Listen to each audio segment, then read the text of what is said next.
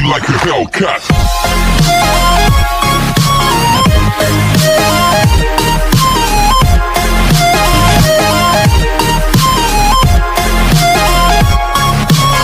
Season की शुरुआत में हम याओ नामी लड़की को बहुत सारी डेड बॉडीज के पास से गुजरता हुआ अपने जख्मी पिता के पास आता हुआ देखते हैं। अपनी आखिरी सांसों में उसके पिता उसे खास किस्म का टोकन पकड़ाते हुए गवर्नर के मेंशन जाने के लिए कहते हैं, क्योंकि उन्होंने वहाँ उसकी शादी फिक्स कर दी थी। या उनके पास बैठे रो ही रही होती है कि तभी डायन नामी लड़का बहुत सारे आर्मी के लोगों के साथ वहाँ आकर उन्हें पूरा मेंशन जानने के लिए कहता है। याओ को लगता है कि डायन ने उसके फैमिली वालों को मारा है, जिस वजह से वो उसकी तरफ चाकू लेकर बढ़ती है। डायन उसका हाथ पकड़कर चाकू फेंक देता है और याओ को कंधे पर उठाकर अपने साथ ले जाता है। पीछे हम देखते हैं कि कोई लड़की याओ के पिता की डेड बॉडी के पास आकर टोकन अपने साथ ले जाती है, जो याओ पीछे भूल गई थी। डायन याओ को किसी रूम में लाकर बेड के साथ बांध देता है। डायन के जाने के बाद याओ किसी तरह से अपने आप को आजाद करके वहाँ से भाग जाती है। वो सीधा गवर्नर के मैंशन पहुँच के उनसे मिलने की रिक्वेस्ट करने लगती है कि तभी अंदर से उसकी स्टेप सिस्टर यानर बाहर आती है। साथ ही गवर्नर के मैंशन की हेड मिसेस फैंग भी बाहर आती है, जो याओ से सवाल करने लगती है। याओ ने बताती है कि कैसे उसकी शादी गवर्नर के साथ तय है। तभी मिसेस फैंग यानर की तरफ इशारा करते हुए कहती है कि असल याओ रात में उसके पास आ गई थी, जिसके पास शादी का टोकन भी था। यहाँ समझ आता है कि यानर ने पैसों के लिए याओ को धोखा देकर सबके सामने खुद को याओ दिखाया है, जिस वजह से अब कोई असल याओ पर यकीन नहीं कर रहा। जब याओ ज्यादा फोर्स करने लगती है तो मिसेस फैंग गार्ड से उसे पिटवाना शुरू कर देती है। अचानक एक लड़का आकर उन्हें रोकते हुए याओ की मदद करता है। ये लड़का गवर्नर्स मैंशन का छोटा बेटा यूजे निकलता है, जो अपनी ग्रैंड माँ यानी मिसेस फैंग को समझाता है कि कैसे गवर्नर के घर में होते हुए ऐसे किसी को पिटवाना ठीक नहीं। मिसेस फैंग थोड़ा सोचने के बाद याओ को अंदर घर में लाकर एक रूम में बंद करवा देती है। यहाँ थोड़ी देर बाद यानरे आकर याओ को बुरा भला बोलते हुए उससे बदतमीजी करने लगती है। ये उसे दरवाजे के पीछे छुपकर सब कुछ सुन लेता है। यानर के जाने के बाद वो कंफर्म करने के लिए याओ से उसके पिता के खास खजाने के बारे में पूछता है, जिसका पता हर किसी को नहीं था। याओ से बताती है कि खास खजाना एक सोने का मेंढक है। ये सुनकर यूजे कोई खास रिएक्शन ना देते हुए वहाँ से चला जाता है। याओ गवर्नर के रूम में उससे बात करने जाती है, तभी कोई दरवाजा खोलकर उसे अंदर खींचते हुए दरवाजा बंद कर देता है। ये और कोई नहीं बल्कि डायन ही था, जो मिसेस फैंग का बेटा और वहाँ का गवर्नर भी है। इन दोनों में बहस होना शुरू हो जाती है, क्योंकि याओ अभी भी उसे खूनी समझती थी। तभी डायन के फ्लैशबैक से पता चलता है कि वो याओ के साथ बचपन में खेला करता था, यानी वो उसे पहले से जानता है। मिसेस फैंग याओ को डायन के रूम से बाहर आते देख लेती हैं। वो अपनी मेड से कहकर उसे थप्पड़ मरवाने लगती है कि तभी यानर चालाकी से याओ को सीढ़ियों से नीचे धक्का दे देती है। यूजे सब कुछ देख लेता है और फौरन याओ को आकर उठाने लगता है, लेकिन डायन पीछे से आकर उसे धक्का देते हुए सबके सामने याओ को अपनी विमेन बुलाता है। वो याओ को गोद में उठाकर अपने रूम में ले आता है। जब याओ की आंख खुलती है तो उसके सामने सब मौजूद होते हैं। यानर याओ की फिक्र करने का नाटक करते हुए उसके पास आने लगती है, लेकिन डायन उसे दूर करते हुए यूजे को अपनी फियांसे की हरकतों पे नजर रखने का कहता है। मिसेस फैंग भी वहाँ आ जाती हैं, जो डायन को याओ को बाहर फेंकवाने के लिए कहती हैं, लेकिन डायन उन्हें नाराज करते ऐसा करने से साफ मना कर देता है। यहाँ हमें याओ को सोचते हुए दिखाया जाता है कि वो याददाश्त खोने का झूठा नाटक करके यहाँ तब तक रुकेगी जब तक उसे अपने पिता की डेथ की असल वजह ना पता चल जाए। एक दिन मैंशन में मिसेस फैंग के पास मेंग मिलने आती है, जो कि डायन की फियांसे भी थी। याओ के बारे में सुनते हुए मेंग डायन को जल्दी शादी करने के लिए कहती है, लेकिन डायन उसे ये कहकर मना कर देता है कि वो उसके साथ ना कभी शादी करना चाहता था और ना ही कभी करेगा। रात में याओ छुपकर डायन के रूम में घुसते हुए वहाँ छानबीन करने लगती है, लेकिन लेकिन टाइन उसे पकड़ लेता है। याओ किसी तरह टाइन से बचकर भाग जाती है और उसकी मुलाकात यूजे से होती है, जो टाइन की हालत देखकर उसे अपने साथ ले जाता है। यानर इन्हें साथ देखकर जेलस हो जाती है, जिस पर वह किसी से कहकर याओ को जहर छुपाने के इल्जाम में पकड़वा देती है। मिसेस फैंग यानर की बातों पर भरोसा करते हुए याओ को जान से मारने का ऑर्डर दे देती है। यूजे उन्हें रोकने की कोशिश करता है, लेकिन मिसेस फैंग उसे चुप करवा देती है। मिसेस फैंग का आदमी याओ को मार ही रहा होता है कि टाइन हीरोइक एंट्री देते हुए मिसेस फैंग से ये सब करने की वजह पूछता है, जिस पर वो सब बताती है। टाइन सब सुनने के बाद मजीद कुछ कहे सुने बगैर याओ को अपने साथ रूम में ले जाता है, जहाँ वो उसके जख्म पर दवाई लगाता है और साथ में गुस्से में भी नजर आता है। वो अपना चाकू लेकर यानर के कमरे में घुसता है, जहाँ वो उसे याओ को दोबारा किसी भी मुश्किल में ना डालने की धमकी देता है। यानर उसकी धमकी से बहुत डर जाती है और फौरन उससे माफी मांगती है। अगले दिन टाइन याओ को अपने साथ कुछ प्रिजनर्स के पास लाता है, जहाँ वो उसे गन पकड़ाते हुए उन्हें शूट करने के लिए कहता है, ताकि वो याओ को स्ट्रॉन्ग बना के मुश्किल वक्त में अपना ख्याल रखना सिखा सके। याओ जब गन नहीं चलाती तो टाइन उसके हाथ में जबरदस्ती गन देकर खुद ही कैदी की तरफ निशाना लेते हुए उसके हाथों से शूट करवाता है। याओ बहुत डर जाती है। बारी बारी टाइन उससे सारे कैदियों को शूट करवा कर मार देता है, जिसे देखकर याओ अपने आप को बुरा इंसान समझने लगती है। याओ की हालत देखकर टाइन अपने गार्ड से कहकर उसे वापस रूम में भिजवा देता है। मौका देखते हुए याओ दोबारा टाइन का रूम छानती है और इस बार उसे एक बॉक्स मिल जाता है, जिसे जब वो खोलती है तो उसे उसमें से अपने पिता का टोकन वाला लॉकेट मिलता है। ये देखकर वो रोने लगती है। तभी टाइन भी रूम में आ जाता है और उसे रोने की वजह पूछता है। या उस पर चिल्लाने लगती है कि कैसे उसके टोकन छुपाने की वजह से उसे गलत तरीके से ट्रीट किया गया। टाइन या उसे रिक्वेस्ट करने लगता है कि वो अपनी असलियत किसी को ना बताए, वरना उसकी जान खतरे में पड़ जाएगी। या उसकी कोई बात नहीं सुनती और टोकन के साथ सीधा यूजे के पास आ जाती है। वो यूजे को बताती है कि कैसे वो उसे पसंद करती है और उससे शादी करना चाहती है। साथ ही वो उसे टोकन भी दिखाती है। यूजे याओ को मिसेस फैंग के पास ले आता है, जो आखिर याओ पर यकीन कर लेती है। यानर पकड़ी जाती है और इसका सच भी सबके सामने आ जाता है। याओ को यूजे के साथ देखकर टाइन बहुत सैड नजर आता है, जिस वजह से वो बहुत ज्यादा वाइन पीकर नशे में आ जाता है। नशे में वो याओ से मिलता है, जिसे वो जबरदस्ती किस कर देता है। याओ टाइन को धक्का देते हुए कहती है कि वो यूजे को बचपन से पसंद करती है, क्योंकि याओ को लग रहा था कि जिस बच्चे के साथ वो बचपन में वक्त बिताती थी वो यूजे है। वो टाइन को ये भी कहती है कि वो हमेशा उससे नफरत करती रहेगी। टाइन बहुत सैड हो जाता है, लेकिन वो कुछ कर भी नहीं पाता। दिन गुजरते जाते हैं और यूजे याओ के साथ ज्यादा से ज्यादा वक्त बिताने लगता है। यहाँ एक राज खुलता है कि कैसे यूजे याओ के पिता के खजाने के पीछे है, क्योंकि वो किसी मैप की तलाश में था। लेकिन याओ यूजे पर बहुत भरोसा करती थी, इसीलिए वो उसे खजाने के बारे में सब कुछ बता देती है। वो साथ में उसे ये भी कह देती है कि कैसे टाइन उसकी फैमिली का मर्डरर है और वो उससे बदला लेना चाहती है। यूजे याओ को कहता है कि अगर वो टाइन की ऑफिशियल सील उसके पास ले आए तो वो उसकी मदद कर सकता है। याओ ये सुनकर फौरन टाइन के कमरे में आकर उसकी सील ढूंढने लगती है कि तभी ये गार्ड बहुत जख्मी टाइन के साथ कमरे में आता है। याओ उसकी टाइन को बेड पर लेटाने में मदद करती है, जिसके बाद वो बहाना बनाकर वहाँ से चली जाती है। टाइन को उस पर शक हो जाता है, इससे वो बीमारी का नाटक करते हुए हॉस्पिटल जाने के लिए रूम से बाहर निकलता है। याओ फौरन उसके कमरे में दोबारा घुस जाती है, जिसे देखकर टाइन भी अंदर आकर उसे पकड़ लेता है। दोनों में लड़ाई हो जाती है, जहाँ याओ उसे बार बार कहती है कि वो उससे कितनी नफरत करती है। टाइन याओ को उसकी नजरों के सामने से गायब हो जाने के लिए कह देता है, जिसे सुनकर याओ वहाँ से चली जाती है। मिंग भी हालात का फायदा उठाते हुए टाइन के पास आकर उससे शादी की ऑफर दोबारा करती है। टाइन की कुछ ना कहने पर मिंग अपने पिता को लेकर उनके घर डिनर के लिए आ जाती है। मिंग के पिता मिसेस फ्रैंसिस की शादी की डेट रखने की बात करते हैं, जिस पर आखिर टाइन ये जवाब देता है कि अभी वो शादी के लिए तैयार नहीं है।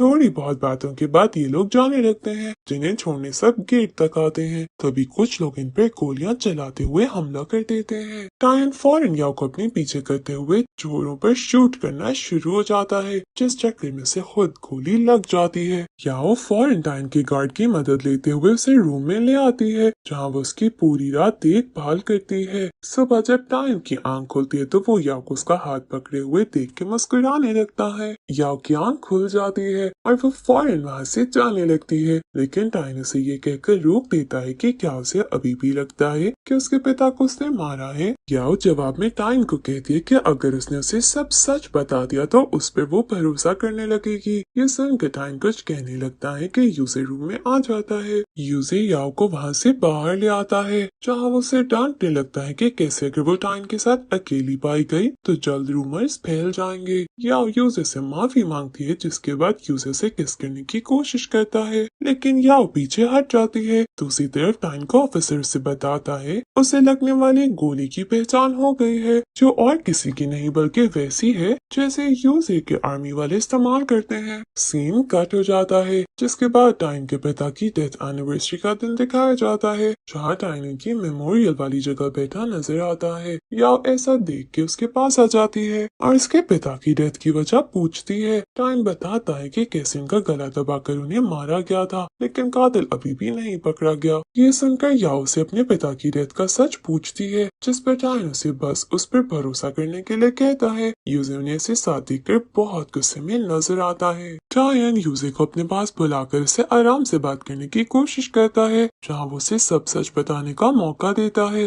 लेकिन यूजे गुस्से में कुछ सीधा नहीं सोच पाता। यहाँ पता चलता है कि वो इस बात से जेलस था कि उसकी जगह टायन गवाना बन गया है, जिस वजह से वो टायन को ये कहकर चला जाता है कि वो एक दिन उसे टॉर्चर करके मार डालेगा। यूजे मैंशन की एक नौकरानी के हाथों याओ को एक लेटर भिजवाता है, लेकिन वो उसे ये बताने से मना कर देता है कि लेटर किसने भेजा है। याओ लेटर पढ़कर बहुत उदास और गुस्से में नजर आती है, क्योंकि लेटर में टायन की तरफ से याओ की फैमिली को मारने के बारे में लिखा हुआ था। ये सब यूजे का खेल था, लेकिन याओ लेटर पर यकीन करते हुए टायन के पास आती है, जिसे वो लेटर दिखाते हुए कहती है कि कैसे वो उसे मारना चाहती है। याओ एक चाकू निकालकर टायन को मारने के लिए आगे बढ़ती है, लेकिन वो ऐसा कर नहीं पाती और बीच में ही रुक जाती है। तभी टायन उसका हाथ पकड़ते हुए खुद चाकू अपने सीने में घुसा लेता है। उसी वक्त वहाँ पर टायन का ऑफिसर आ जाता है, जो याओ को दूर हटाते हुए टायन को फौरन अपने साथ ले जाता है। आखिर याओ को अपनी हरकतों पर पछतावा होने लगता है। वो सोचने लगती है कि कैसे टायन ने उसके लिए कितना कुछ किया है। अगली सुबह नाश्ते पर जब टायन नहीं आता तो मिसेस फैंग उसके ऑफिसर से उसके बारे में पूछती है। ऑफिसर बताता है कि टायन की तबीयत खराब है, इस वजह से वो रेस्ट कर रहा है। साथ में वो ये भी खबर देता है कि टायन मिंग से अगले महीने शादी करने के लिए तैयार हो गया है। ये सुनकर याओ बहुत हैरान नजर आती है, लेकिन मिसेस फैंग बहुत खुश हो जाती है। याओ रात में टायन के रूम की तरफ उससे मिलने आती है, लेकिन टायन का ऑफिसर उसे रास्ते में ही रोक लेता है। आखिर वो उसे सब सच भी बता देता है कि कैसे याओ की फैमिली पर जिस दिन हमला हुआ था, उस दिन जैसे ही टायन को खबर मिली वो फौरन उनकी मदद के लिए निकल गया था, लेकिन रास्ते में कुछ लोगों ने उन पर हमला कर दिया, जिस वजह से उन्हें देर हो गई। यहाँ याओ को ये भी पता चल जाता है कि जिस बच्चे के साथ वो खेलती थी और वो बचपन में पसंद करती थी वो टायन ही है। याओ रोते हुए टायन से मिलने की इजाजत मांगने लगती है, लेकिन ऑफिसर उसे बताता है कि टायन ने अब उससे मिलने से मना कर दिया है, क्योंकि उन दोनों की ही शादी होने वाली है। याओ अपने कमरे में आकर बहुत रोती है। अगले दिन से शादी की तैयारियां भी शुरू कर दी जाती हैं। टायन याओ को जेलस करने के लिए जानबूझकर उसके सामने मिंग के साथ करीब होने का नाटक करता है। याओ दोनों को देखकर बिल्कुल अच्छा महसूस नहीं करती और आखिर एक दिन वो अपना बर्दाश्त खो बैठती है। वो रात के वक्त टायन से मिलने उसके रूम में आती है, जहाँ वो उसे अपने किए की माफी मांगती है। टायन उसे इग्नोर करता है, जिस पर वो उसे बैक हक करते हुए कन्फेस करती है कि कैसे वो उसे बचपन से ही पसंद करती है। याओ की बातें सुनकर टायन का दिल खुश हो जाता है और वो याओ को पीछे मुड़ कर हक कर लेता है। याओ से वादा करती है कि कैसे वो कुछ भी हो जाए लेकिन उसी का साथ देगी। टायन भी आखिर उसे कन्फेस करते हुए कहता है कि कैसे वो भी उसे पहली बार से ही पसंद करता है। ये कहते ही वो उसे किस कर देता है। यूजे जो टायन के कमरे के बाहर खड़ा था सारी बातें सुनते हुए नजर आता है। अगले दिन टायन मिंग को बताता है कि अब वो इनका नाटक खत्म कर सकते हैं, जिसे सुनकर मिंग सैड नजर आती है। यूजे टाइन के साथ ड्रिंक करने आता है, जहाँ उसे कहता है कि कैसे उसे जो कुछ भी चाहिए होता है वो टाइन उसे छीन लेता है। वो ये कहते हुए वहाँ से चला जाता है कि वो उसे बदला लेकर रहेगा। याओ को यानर के सामान में से एक लेटर मिलता है जिसपे कुछ नंबर्स लिखे थे। वो टाइन के ऑफिसर से इन नंबर्स के बारे में पता करने के लिए कहती है, जिसे इन्हें पता चलता है कि ये यूजे की ड्रॉ का पासकोड है। मौका देखते हुए याओ यूजे के ऑफिस में आती है, जहाँ ड्रॉ खोलने पर उसे एक डायरी दिखती है जिसमें जरूरी इंफॉर्मेशन लिखी थी। वो जल्दी से सब कुछ अपने पास लिख लेती है। इसके बाद वो टाइन के पास आती है, जिसे वो अपनी परेशानियों के बारे में बताने लगती है कि कैसे शादी का दिन करीब आ रहा है। टाइन उसे भरोसा दिलाता है कि वो सब कुछ संभाल लेगा, जिसे सुनकर याओ मुस्कुराने लगती है। अगले दिन यूजे के जाने के बाद याओ दोबारा उसके ऑफिस में इंफॉर्मेशन लेने आती है, लेकिन इस बार यूजे उसे पकड़ लेता है। वो उसे कहने लगता है कि कैसे वो उस पर भरोसा करता था और उसे प्यार करता था। याओ गुस्से में चिल्लाती है कि वो उसे कैसे प्यार कर सकता है जब उसकी फैमिली को मारने के लिए लोग उसी ने भेजे थे। ये सुनकर यूजे याओ को टेबल पर धक्का देते हुए उसे फोर्स करने लगता है और सीन कट हो जाता है। टाइन को ऑफिसर से बताता है कि कैसे याओ छुपकर यूजे पर रिसर्च करने में लगी हुई थी। ये सुनकर टाइन परेशान होकर वापस मैंशन जाने के लिए निकल जाता है। याओ बुरे हाल में जमीन पर बैठी नजर आती है, जिसे देखकर यूजे आखिर उसे अपनी सारी कहानी सुना देता है कि कैसे बचपन से उसके ग्रैंडफादर ने सिर्फ टाइन को ही इम्पोर्टेंस दी और इसे कुछ नहीं मिला। इससे जब उसे पता चला कि टाइन याओ को पसंद करता है तो उसने अपनी मॉम से रिक्वेस्ट की कि वो मिसेस फैंग से कहकर उसका रिश्ता याओ के साथ तय करवा दें। ऐसे उनकी शादी बचपन में ही तय कर दी गई। याओ यूजे से उसके पिता को मारने की वजह पूछती है, जिस पर उसे बताता है कि कैसे उसके पिता के पास एक मैप था जिस पर सारी गन्स वगैरह का पता लिखा था, जो इनकी मदद से यूजे अपनी आर्मी को ताकतवर कर सकता था और टाइन से बदला ले सकता था। लेकिन फिर याओ के पिता ने मैप टाइन को देने का फैसला कर लिया, जिस वजह से उसने उनको मरवा दिया। टाइन मैंशन आकर याओ को ढूंढते हुए रूम में आता है, जहाँ उसे यूजे बैठा मिलता है। उसे धमकी देता है कि अगर टाइन याओ को सुरक्षित देखना चाहता है तो उसे उसकी बात माननी पड़ेगी। टाइन उसकी बात सुन लेता है और यूजे उसे रस्सी से बांध लेता है। यहाँ वो उसे ये भी बता देता है कि उसके पिता को उसी ने मारा था, क्योंकि उन्हें यूजे का प्लान के बारे में सब पता चल गया था। टाइन सब जानने के बाद कुछ भी नहीं कर पाता, बस वो यूजे को याओ को छोड़ देने के लिए कहता है। यूजे याओ और मिसेस फैंग को अपने लोगों से टाइन के सामने लाने के लिए कहता है, जहाँ वो मिसेस फैंग के सामने भी सब कुछ सच बता देता है कि कैसे टाइन और याओ के पिता को भी उसने मारा है। इसके बाद उनके सामने टाइन के कंधे में चाकू घुसा देता है। याओ रोना शुरू हो जाती है। मिसेस फैंग भी चिल्लाने लगती है, जिन्हें यूजे अपने आदमियों से बाहर भिजवा देता है, जिसके बाद वो टाइन को फिर से टॉर्चर करने लगता है। याओ अपने करीब पड़े एक स्टैचू से यूजे के आदमी पर हमला करके उसकी गन लेते हुए यूजे को शूट कर देती है, जिसके बाद वो फौरन टाइन के पास भागती हुई आती है। टाइन कहता है कि कैसे वो खुश है कि अब वो याओ से शादी कर सकता है। ये सुनकर याओ रोते हुए उसे किस कर देती है, लेकिन पीछे से यूजे जो मरा नहीं होता गन उठाकर याओ की तरफ निशाना लेते हुए उसे शूट करने ही वाला होता है कि टाइन उसे देखकर याओ के सामने आ जाता है और गोली उसे लग जाती है।